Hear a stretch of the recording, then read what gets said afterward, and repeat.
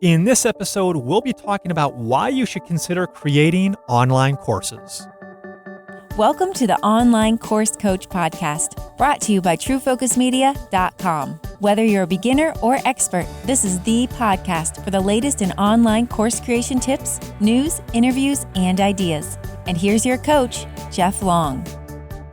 Welcome back to another episode of the Online Course Coach Podcast, and I'm really excited about this episode and these next few episodes. I'll be releasing several this week just because I want to get the word out about this podcast.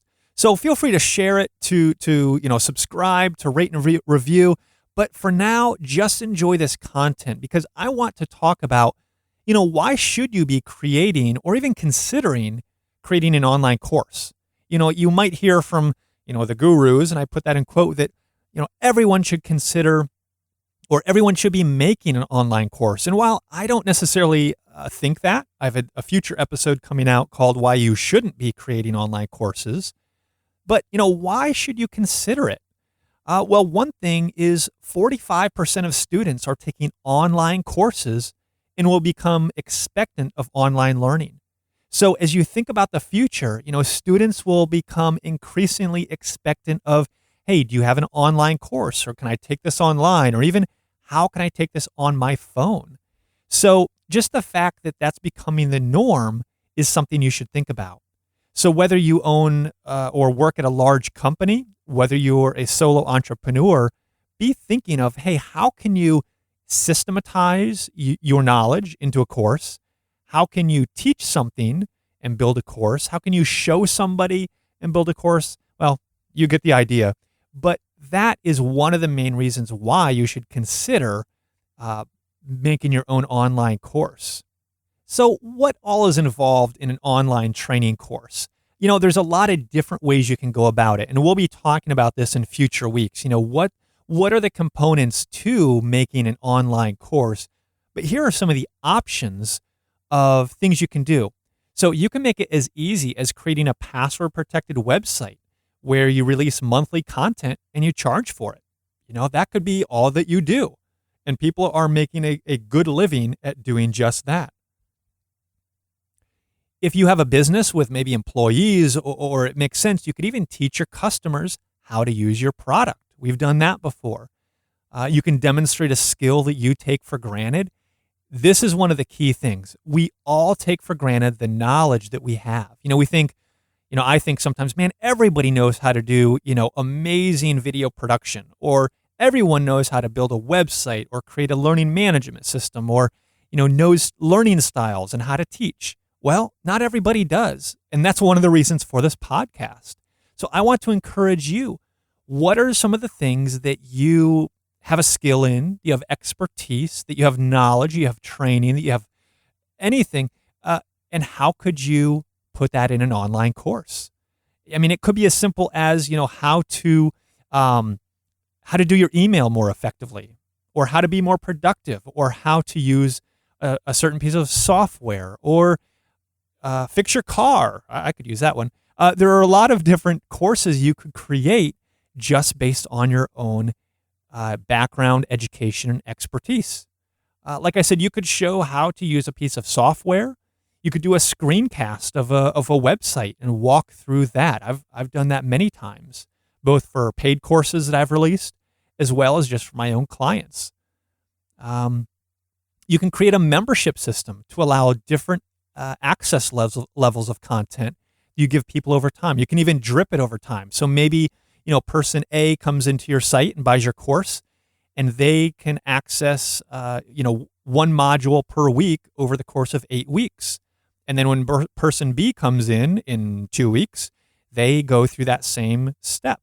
They, go through the first module. It takes them a week, and then once that week has elapsed, they can go on to the second module. So you can drip it over time, and we'll go into that in depth here in an upcoming episode.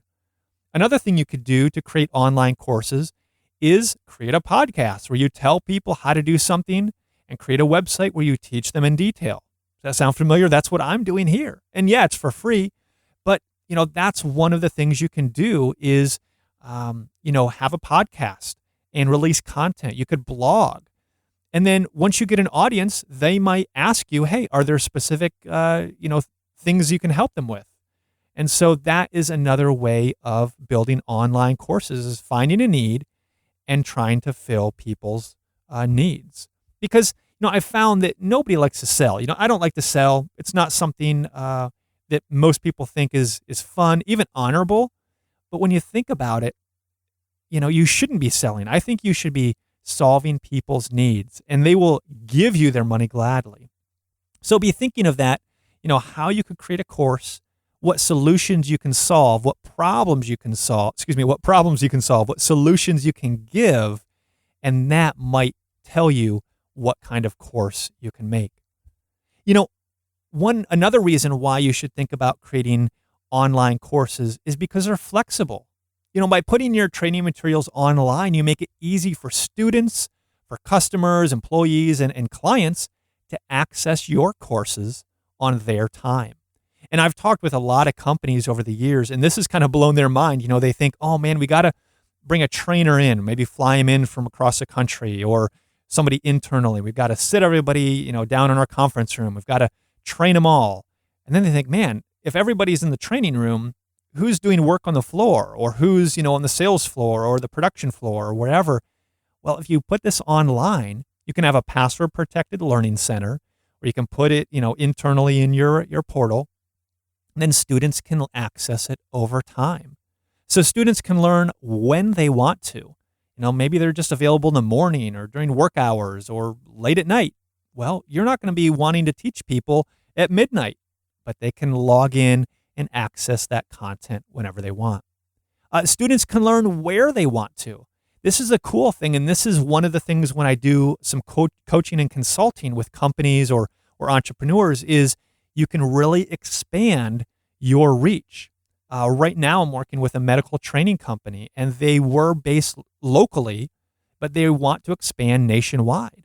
And so we're able to put their courses that are, in-person courses, we're able to put those online, creating this massive e-learning system, and they can sell that online. We've talked with other training companies that are the same way. They have, boring PowerPoint slides and boring training, and we're able to help them put it online, use video, use a lot of multimedia, and that way students can learn wherever they want to. And so by having your training online, you open the door to teaching and serving more people.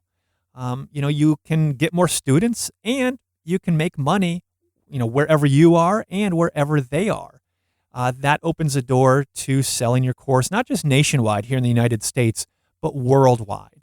And we'll talk about that in a future episode and what that means. But that is truly exploding. I just saw a stat the other day that said for the first time, YouTube views are, I think, more on mobile devices than on computers. But if you look at the stats on worldwide usage of YouTube, I believe worldwide accounts for more video views on YouTube than just the United States. And if you're, worldwide, you're probably like, well, duh, there's more people worldwide. Well, sometimes in the United States, people think that we're the center of the universe. And, I've traveled overseas many times. I've been to 5 continents. I've been to all 50 states here. And you know what? We're not the center of the universe. I'll be the first one to admit that. The world is a great place. And if you can open up your training to the world, you can help more people and you can earn more money. And, thirdly, online learning is flexible and students can learn how they want to. Some people have unique learning styles and they can't just listen in the classroom. They can't sit still, or they can't effectively learn in a controlled classroom environment. So by having the training online, the student can learn at their own pace. They can go back and review the material as many times as they wish. So they're not locked into, the pace of what the teacher is going through. And they can even submit questions depending on how your e-learning portal is built. They can submit questions to the teacher. There are some different ways you can do even live chats or forums or different things like that. So I really think that online learning is flexible because a student can learn when they want, where they want, and how they want. I think those 3 things are key key ingredients of why this online learning space is just exploding. I also want you to think mobile. We talked about that a little bit, but 13% of students report taking class notes on their smartphone, and 33% report using tablets for work, for research, for taking notes. And so we really need to take mobile seriously. If you've been into any classroom, whether it's high school, college, etc., you'll see that, students have their laptops open, their phones, their tablets. Some are writing, sure, but this mobile thing is taking over. So don't underestimate that. And we'll be talking in future episodes on, mobile-based learning. How do you do that? What are some of the best strategies for that? And how do you optimize your website or your e-learning portal for that type of strategy? So here are some considerations, as you create your online training. So if mobile is a big deal, which it should be a consideration, don't have small text because it's so hard to read on a mobile device. If it's small on your computer screen, it's going to be tiny and maybe unreadable on a mobile device. If you have videos in your course, make sure the videos are easy to see on a small screen. So if you have text on the video, make sure that's easy to see. It's easy to fall into the trap of just putting, small fonts and really thin fonts on your videos or on your e-learning courses. But if you're designing this with a mobile first mentality, you need to be thinking through these thoughts. Some other things with thinking mobile first is you need to construct your courses so they're easy to take in bite-sized chunks. I'll be talking with Kevin Jerwa in a future episode. He is a master at thinking mobile training. Some people call it, M-learning, M-training, mobile training, whatever terminology, you want to assign to it. You need to be thinking as far as the learning environment, the learning experience for your student and how that will happen online. So construct your courses so they're easy to take in bite-sized chunks. And make sure your website, if that's where the e-learning course is responsive, which means your site automatically adapts to mobile phones or tablets or computer screens. And I keep saying, we'll be talking about this in future episodes because, this is one of the early episodes and we have a lot to cover. So we'll be talking about responsive websites, what they mean, why they're important, and even how to utilize them in your online training.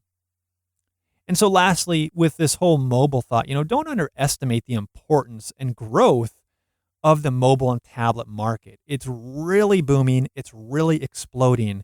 And so don't sweep that under the rug. Another reason why you should be creating online courses is if you have experience, if you have knowledge, it's a great way to teach the next generation. You might think, man, I've been doing this for decades. And what if you could teach, somebody in college or somebody just starting their career? Imagine the hassles you could save them, the headaches you could save. They could go further and faster with the knowledge you give them. And you can probably charge a premium for that. And that's the great thing. I'm an entrepreneur. I'm not just an educator. Yes, I love education. I love technology. I love video and web and e-learning. But I'm also an entrepreneur. I like feeding my family. I like that whole aspect. I like the creativity of being an entrepreneur and how to craft, an expertise and a story together in an online course. So be thinking of that. In future episodes, we'll talk about that, but be thinking, hey, what do you have that's valuable? What experience you have? What knowledge do you have? And how could that translate into an online course? So what thoughts do you have? What questions do you have? What are you struggling with?